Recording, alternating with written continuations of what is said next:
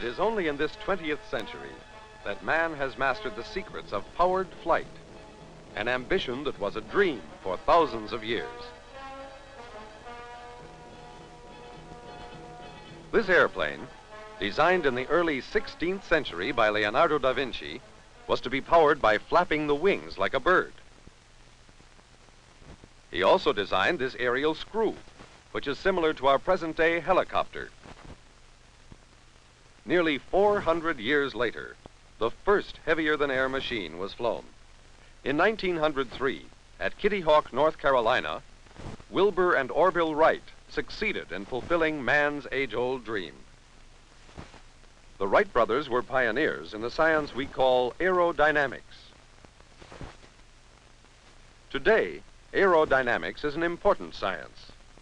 Aerodynamics is the study of the motion of air, or the motion of an object through the air. These aeronautical engineers are specialists in the branch of aerodynamics that deals with principles of flight. In studying aerodynamics, scientists are concerned with 4 forces that act on all airplanes. These forces are lift, thrust, gravity, and drag. We can learn something about how these forces act by observing this kite. Notice how the kite is moving against the wind. It is designed so that the wind hits it at an angle. Because of the angle between the kite and the kite deflects or pushes the wind downward. At the same time that the kite pushes the air down, the air pushes the kite up. All of this happens simply because the kite travels through the air at an angle, like an inclined plane. We can think of an airplane wing as an inclined plane, too, but a specially shaped inclined plane. The wing is designed so that the air moves past it, thus the word airplane. Engineers call this specially shaped inclined plane an airfoil. This airfoil, or wing as it is more commonly called, is designed to move through the air at an angle, somewhat like the kite. This angle is called the angle of attack. Because the wing does meet the air at an angle, the air beneath the wing is pushed downward. The air also pushes the wing up, as it did with the kite. This upward pushing force gives the wing about 1/3 of its lift. The rest of the wing's lift comes from the special shape of the wing.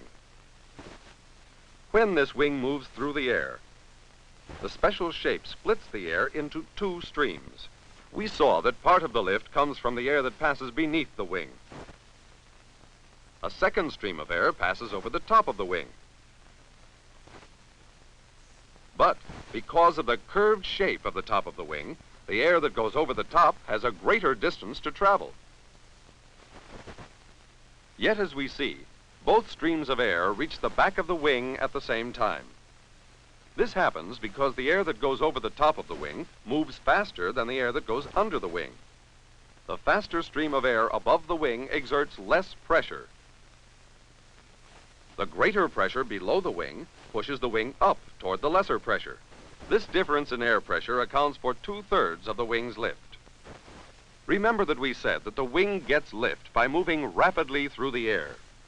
This huge airliner flies through the air because of lift that comes from its wing. This is a wing, too, even though it does not look like the usual airplane wing. The helicopter's wing, called a rotary wing, is moved through the air by spinning it rapidly. The air streaming over the rotary wing creates the force called lift.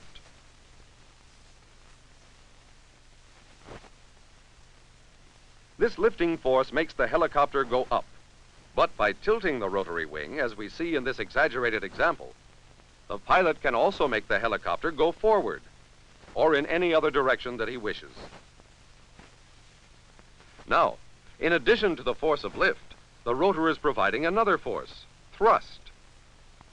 Thrust makes the helicopter go forward. What would happen if we were to tilt the rotor even more? Now the only force the rotor is providing is thrust. In conventional airplanes, thrust does not come from a rotor, but from a propeller, like this one. The propeller works on the same principle as the rotary wing that we just saw. The propeller provides the thrust that makes the airplane go forward. The greater the thrust, the greater the forward speed.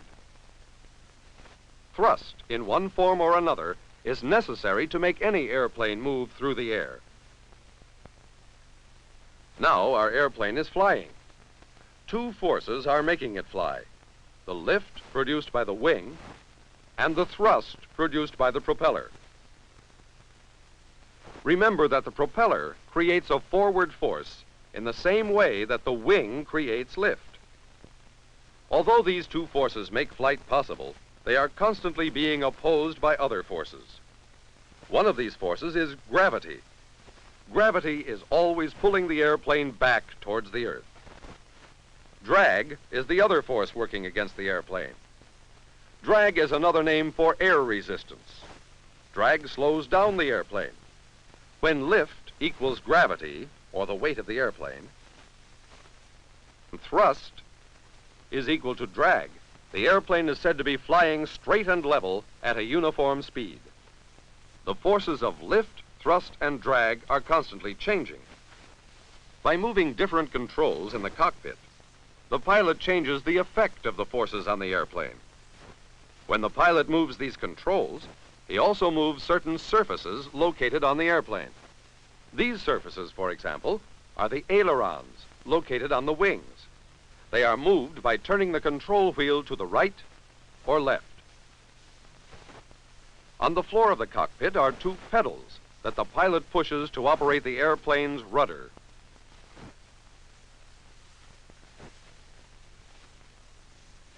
The pilot can also control the action of the airplane's elevators. Like the rudder, the elevators are part of the tail assembly of the airplane. When one of these surfaces is moved, the air striking it develops a force which makes the airplane move in a different direction. For instance, if the elevators are raised, the airstream now pushes against them. This makes the tail go down. It also makes the nose go up, and the airplane starts to climb. In making the airplane climb, or turn, or perform any other maneuver, the pilot has to move at least two controls at the same time. For example, when he turns the control wheel to the right, and at the same time pushes down on the right rudder pedal, the airplane turns to the right. This dual control movement is called coordination. Coordination is necessary because there are four forces acting on the airplane. Can you remember what the four forces are? Lift is the first force that we learned about. Part of the lift is caused because the wing meets the air at an angle of attack. This pushes the air down. At the same time, the air pushes the wing up. The rest of the lift comes from the shape of the wing, which reduces the air pressure above the wing. The greater air pressure below the wing also pushes the wing up.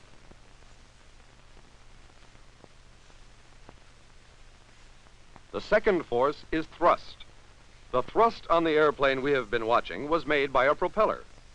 But thrust can be made in other ways.